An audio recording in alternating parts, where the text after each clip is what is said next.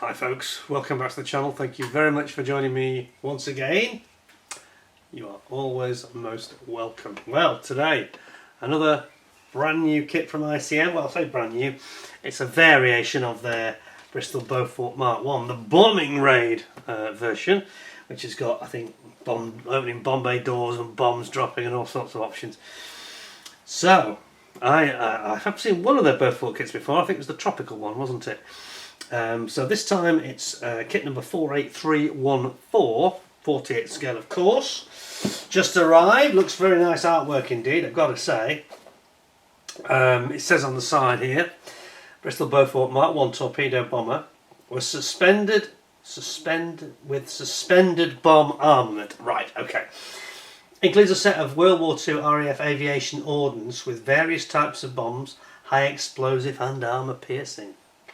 Model can be assembled with either £250 or £500 bombs, separate decals, etc. So, on the side we have got some nice box art with three options. So we have got here 22 Squadron Summer of 1940, 22 Squadron December 1940, or 217 Squadron Autumn of 1941. Actually, I quite like the last one because it's got that sort of the later grey-green 1941 scheme, hasn't it? Which is quite interesting. So let's have a look at what we got in here because, yeah, opening an aircraft kit from ICM is always a bit of a treat, isn't it? Let's see what we have this time. I have to say that they've had such big releases from ICM this year, especially with the Marauder, of course. That was a real blockbuster, wasn't it? And that has been universally, it wasn't just me, I wasn't the first person to review it this time. Mine got a little bit delayed, but it's interesting to see. I never read other people, watch other people's reviews until after I filmed my own. So I held back, I didn't look at any of them, then I did my own, and then I tuned into people like Phil Flory and lots of other reviews. And everybody seemed to be of the same opinion about that kit. It got very well received, didn't it? So I don't see any reason. Most people love the Beaufort as well. It came out about 18 months ago. I don't think this will be any different. Just got a tricky bit of getting into it. And then people say, why do you wear rubber gloves? You know, well, they're actually nitrile, but they're very useful for this purpose of getting into these. Okay, so we have got, whoops, I'm sorry, I can't stand over there, just lean a bit. One big bag with sprues in.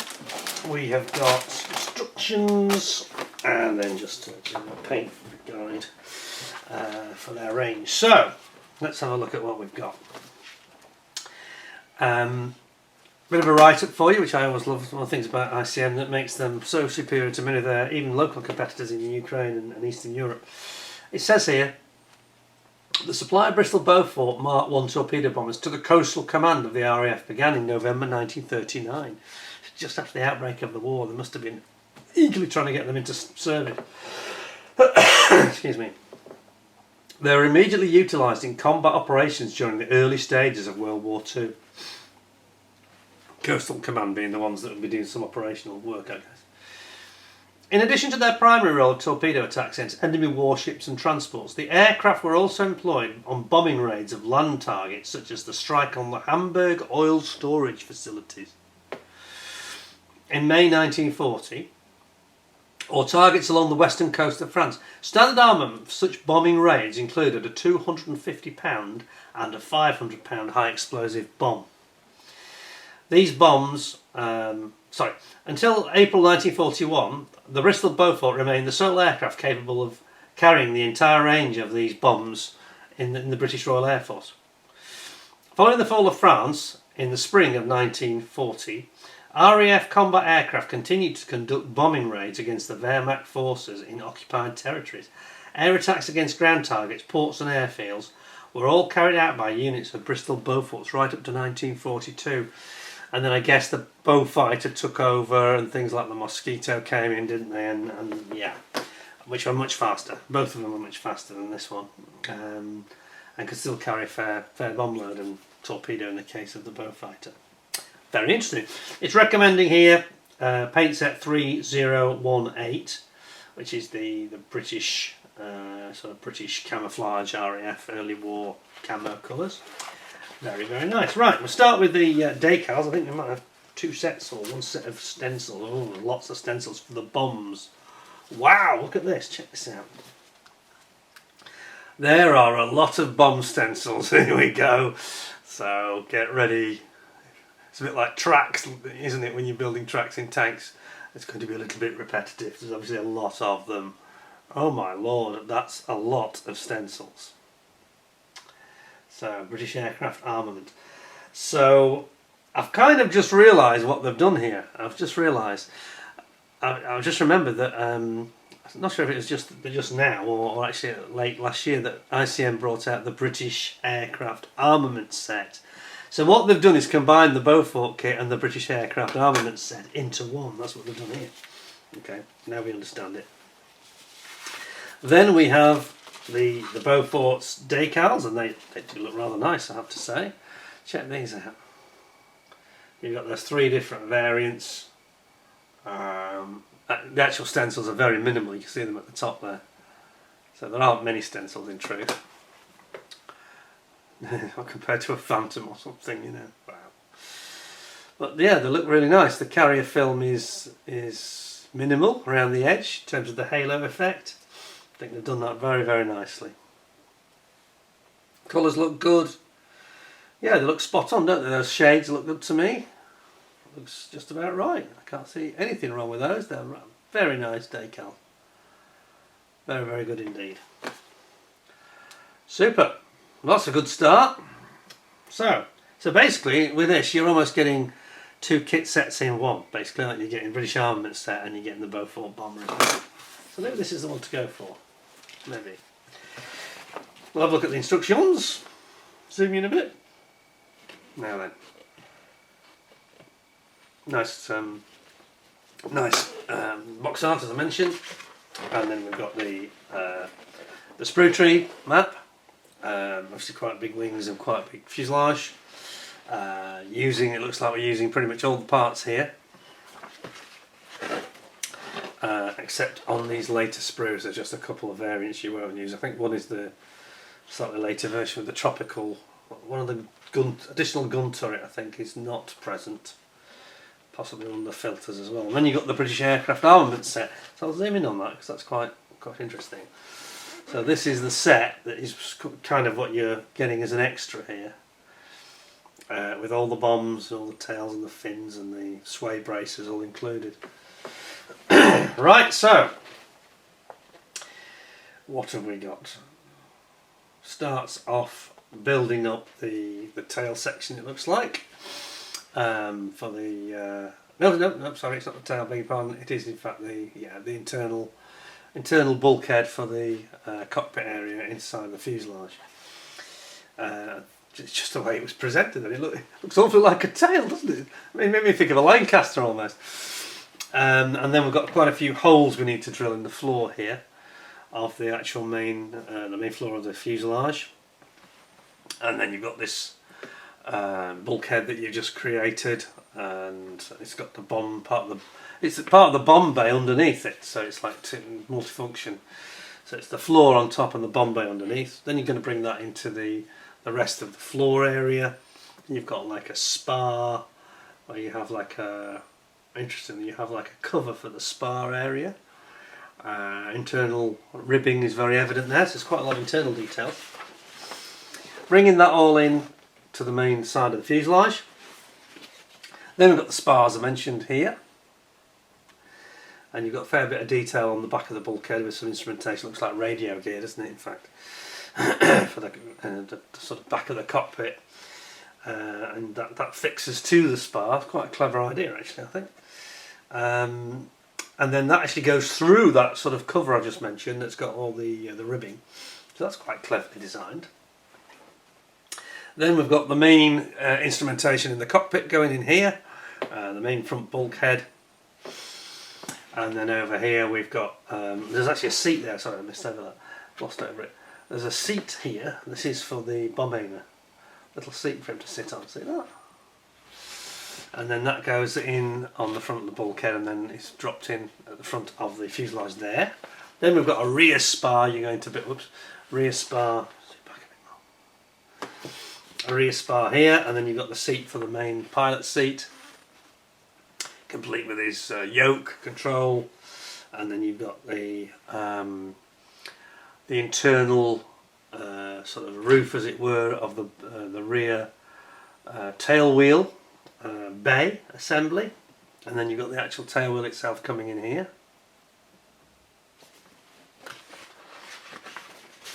And you're going to sort of repeat what you've just seen and do it all again on the other side, and then ultimately bringing in your fuselage over the spars that you've already built in there.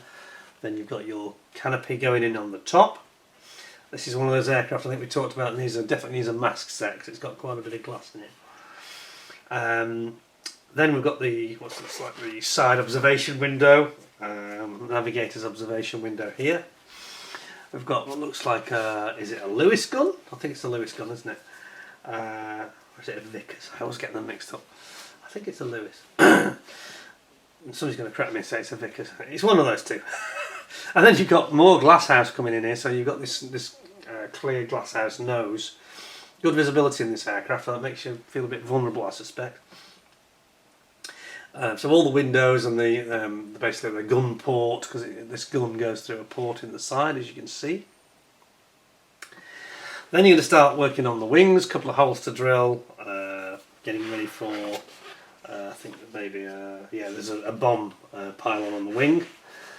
You've also got your lights, area for your lights going in on the leading edge there, and the light cover themselves.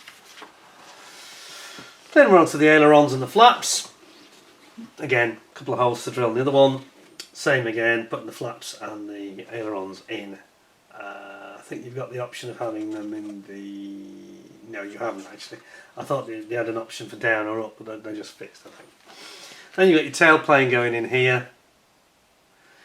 Horizontal stabilisers, and then going straight in, plugged in next to the tail section. Then you've got your rudder, and then we've got the actual bomb bay, which is going to be quite a feature on this aircraft model. Bringing in your rudder and your elevators, the back as well, although the model's now upside down of course. And then you've got your engine nacelles being built up here. Those nacelles then go on like so. Then you build up your main gear wheels and your gear legs, and we've got the main actuator arms for the actual gear assembly itself. So they have quite a beefy undercarriage, a bit like a Mosquito really.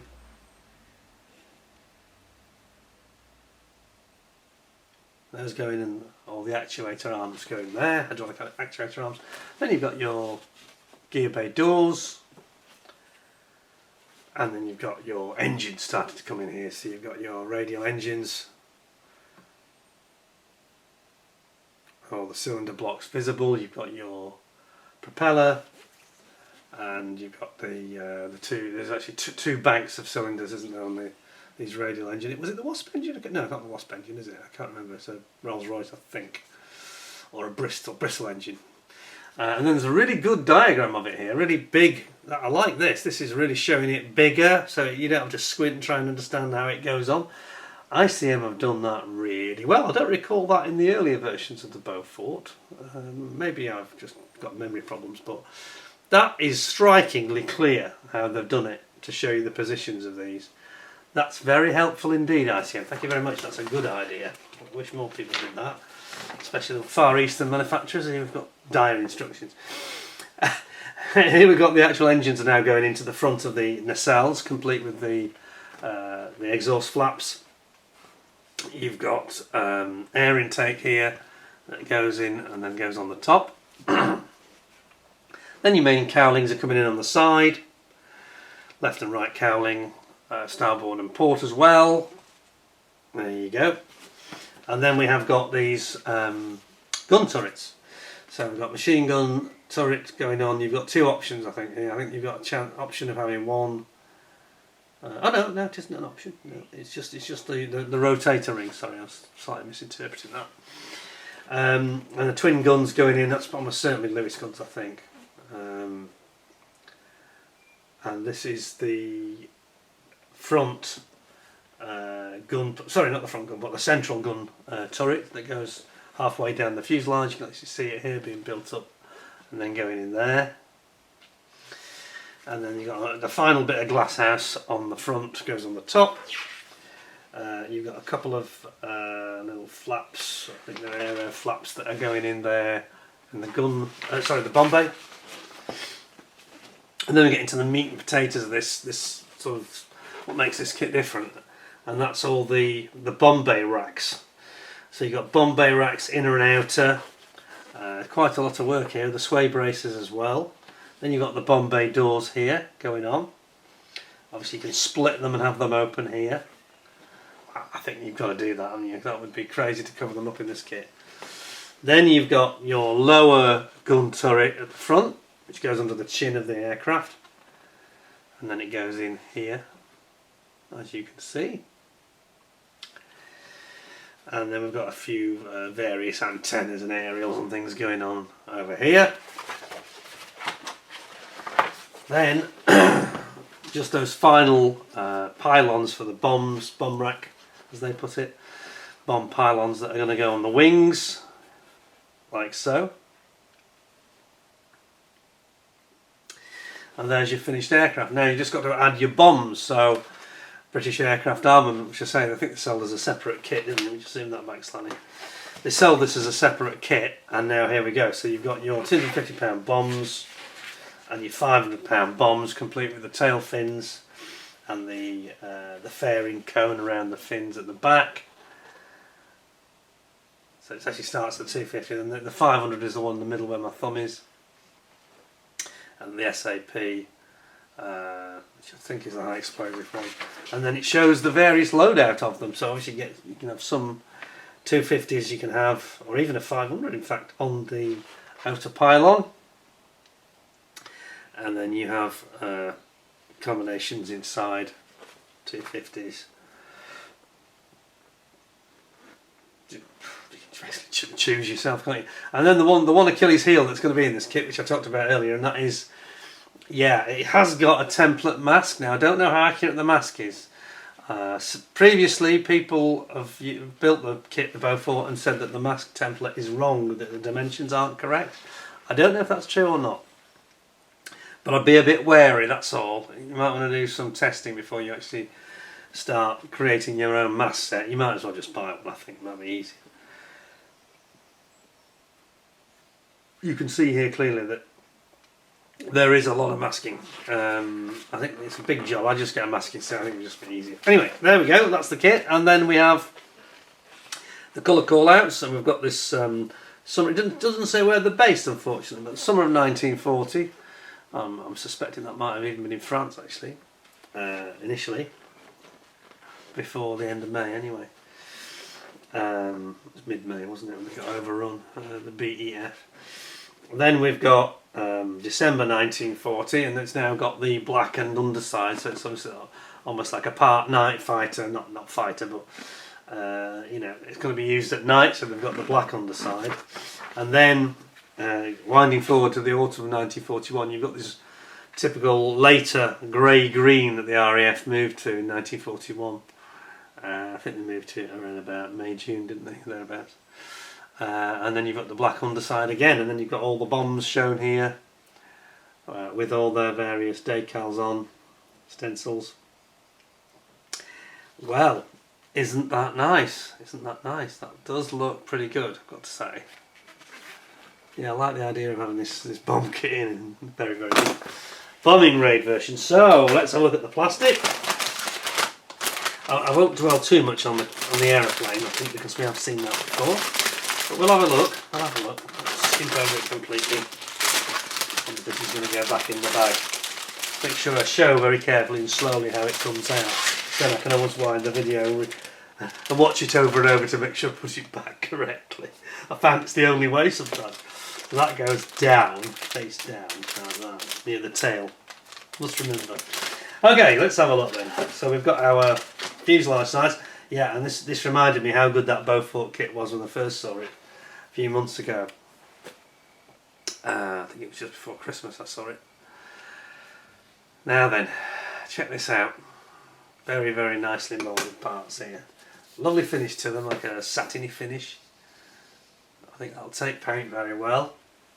And your primer very easily. Yeah, it does look nice. Some really nice panel lining here, very fine. There is some show through there. I don't think we make that out. I think it may just be the effect it's caused in the plastic rather than an actual sink mark. Can you see this? It's actually that groove here played out. You can see it there. It's not actually a sink mark, I don't think. You can't feel anything.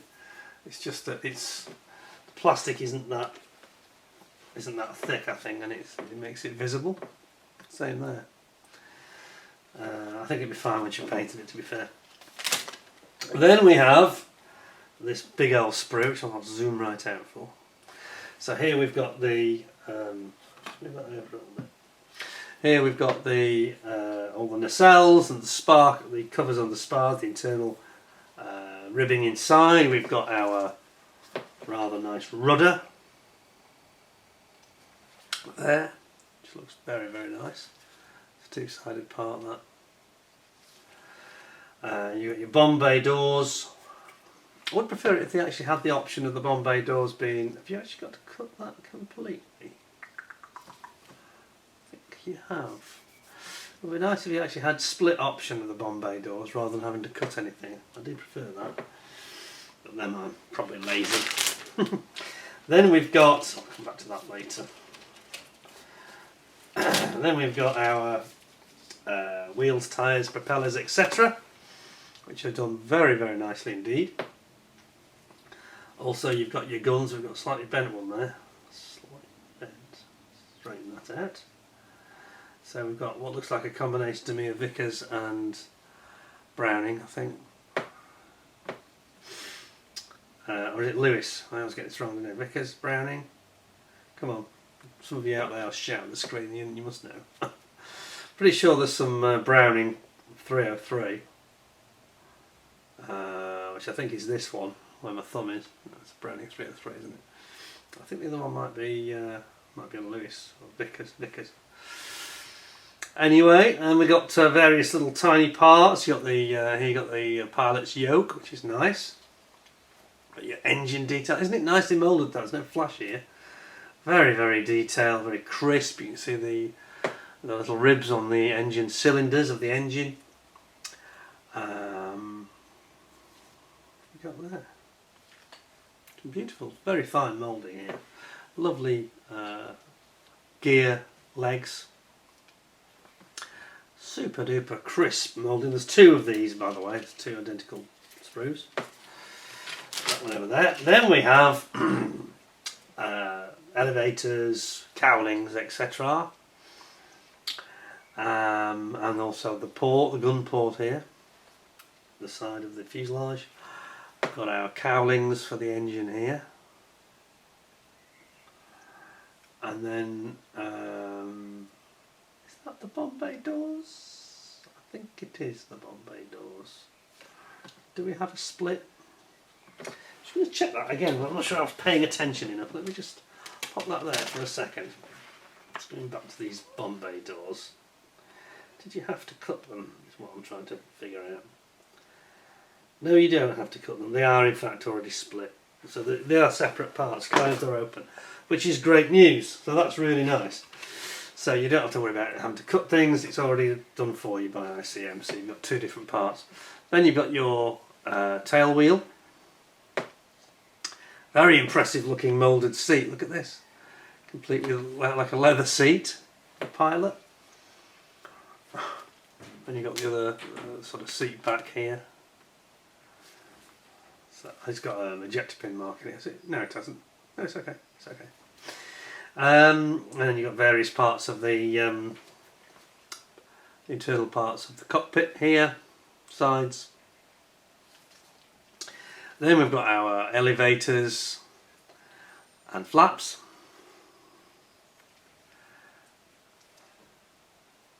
As I say, so these parts here are in fact the open Bombay door option. which is nice, very good. And then, yeah, lots of lovely detail there. Then we've got our wings. Back to this, it's a big one. Got our wings, top wing and bottom wing. As you see it, top is here, bottom is here. Again, very, very nicely done actually, and we've got this dihedral to them. See the dihedral? That's the bottom dihedral, that's the top dihedral. To show, there we go. Nice, done it beautifully. Looks a really nice mould in that. Beautiful, beautiful. Then we have our, and this is a parts of our turrets. All the turret components. As you can see, it's got the rotator ring here. Very, very nice. Can't fault it at all. And then we have got our bomb set. Now there's actually basically 3 sprues that we have. It's sprue W. 3 sprues that are all identical, so this is triplicated.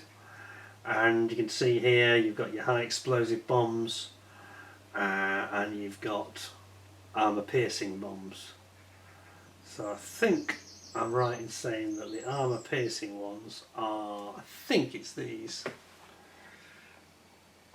which is probably the £500 one, bottom left there.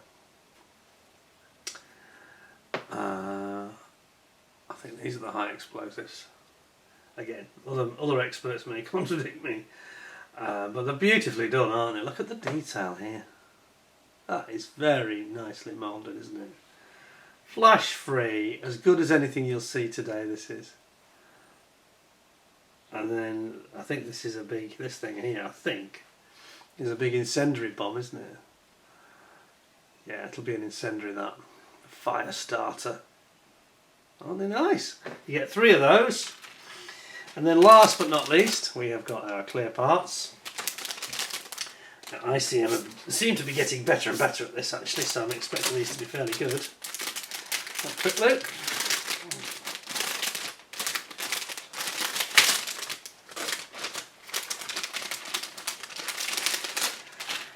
Here we go. Can I see any problems? Nope, not really. Nope, nothing. Lovely. Look at these. Let's zoom you in so you can see for yourself. Look at this. Ah, that's very nice. And this reminds me of the Marauder again, which had the most beautiful glass I think I've seen on any kit really. And this is pretty much very similar, I'd say. Very, very similar indeed. Absolutely brilliant. Knockout, that is. Gorgeous. You get your turrets here. Wow.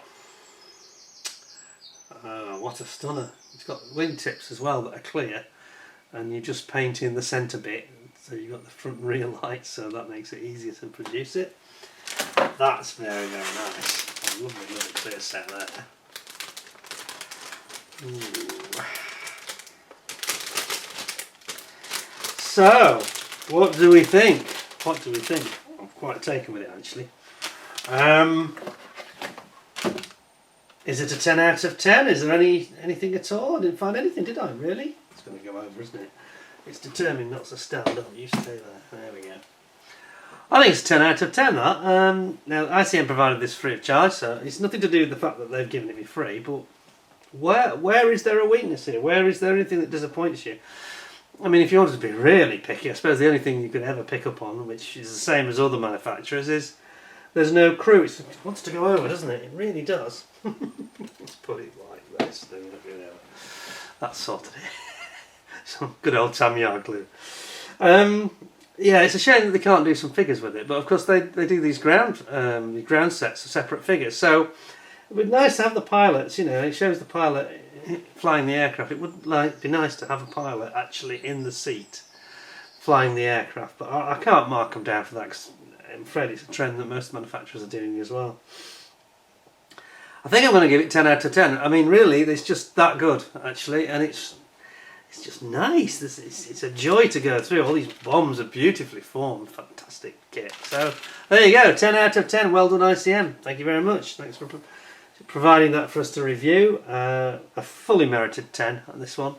No faults, no problems, no glitches at all. Absolutely lovely. Nice kit. Hope you'll give me 10 out of 10 as well with a thumbs up. And don't forget to subscribe if you haven't already. And if you have subscribed, you must ding the notification bell to make sure you get told of any of my kit reviews or any other videos for that matter that are coming up, because I do these historic talks as well from time to time. I might be doing another one of those in the not too distant future. Won't tell you too much just at the moment, but that might be coming through later in the summer. Yeah, so thank you very much for watching. I hope you enjoyed it and thought it was interesting. Enjoyed looking at the kit.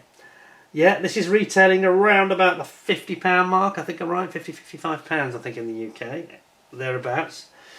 I think it's good value there. There's a lot to keep you going there. It doesn't look like it's going to be a problematic kit to build. It's just a lot of detail with all those bombs. Obviously a little bit repetitive, but it's going to be, isn't it? Any bomb set is always going to be like that. So I think you'll enjoy the kit very much. Thanks again for watching. Hope to see you again soon. So in the meantime, until next time, stay safe, stay well, look after yourselves. Thanks a lot, and bye for now.